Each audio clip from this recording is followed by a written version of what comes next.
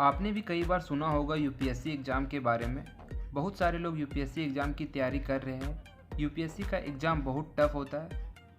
आज के वीडियो में हम देखेंगे आखिर ये यूपीएससी एग्ज़ाम क्या होता है, यूपीएससी एग्ज़ाम पास करने के बाद आप क्या बन सकते हैं, कौन यूपीएससी का एग्ज़ाम दे सकता है, इसके लिए कितनी पढ़ाई करनी पड़ती है। यानी कि यूपीएससी एग्ज़ाम के बारे में संपूर्ण जानकारी आपको इस वीडियो में मिलेगा। तो अगर आप यूपीएससी एग्ज़ाम के बारे में जानना चाहते हैं तो बने रहे इस वीडियो में। तो चलिए अब हम अपनी वीडियो शुरू करते हैं। यूपीएससी के बारे में जानना है तो सबसे पहले शुरुआत करते हैं इसके फुल फॉर्म से।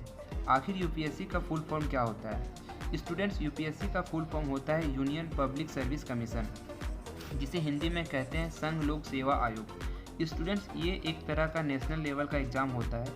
यूपीएससी कई तरह के एग्ज़ाम कंडक्ट करवाता है, जैसे कि civil services, NDA. Civil services का एग्ज़ाम क्लियर करके आप आईएएस बन सकते हैं, आईपीएस बन सकते हैं। एनडीए का एग्ज़ाम क्लियर करके यानी कि नेशनल डिफेंस एकेडमी का एग्ज़ाम क्लियर करके स्टूडेंट्स आप आर्मी, नेवी, एयरफोर्स ये सब में जा सकते हैं। इसी तरह से यूपीएससी के द्वारा बहुत सारे एग्ज़ाम कराया जाता है, लेकिन स्टूडेंट्स जो सबसे ज़्यादा फेमस एग्ज़ाम होता है वह है सिविल सर्विसेज का एग्ज़ाम। आपने कोई एग्ज़ाम के बारे में सुना हो या ना सुना हो, लेकिन आप सिविल सर्विसेज एग्ज़ाम का नाम ज़रूर सुना होगा। जी हाँ स्टूडेंट्स, सिविल सर्विसेज का जो एग्ज़ाम होता है उसे यूपीएससी कंडक्ट कराती है। अगर आप आईएएस ऑफिसर, आईपीएस ऑफिसर बनना चाहते हो तो आपको सिविल सर्विसेज का एग्ज़ाम क्लियर करना होगा। यूपीएससी की वैकेंसी हर साल मार्च अप्रैल के महीने में आ जाती है, और जब आप इसका फॉर्म अप्लाई कर दोगे तो करीब 4 से 5 महीने बाद इसका एग्ज़ाम होता है। और इसकी जो फॉर्म अप्लाई करने की फ़ी होती है जनरल और ओबीसी कैटेगरी के लिए मात्र 100 रुपये होती है, और अदर कैटेगरी एससी एसटी के लिए निःशुल्क होता है। अब बात करते हैं एज लिमिट के बारे में। बहुत से स्टूडेंट्स का डाउट होता है कि यूपीएससी का एग्ज़ाम देना है तो एज लिमिट क्या होगी। तो स्टूडेंट्स, अगर आप जनरल कैटेगरी से हो तो आपकी एज लिमिट 21 साल से 32 साल तक की होनी चाहिए। अगर आप ओबीसी से आते हो तो आपको 3 साल का छूट मिलेगी, यानी कि 21 साल से लेकर 35 साल तक आप अप्लाई कर सकते हो।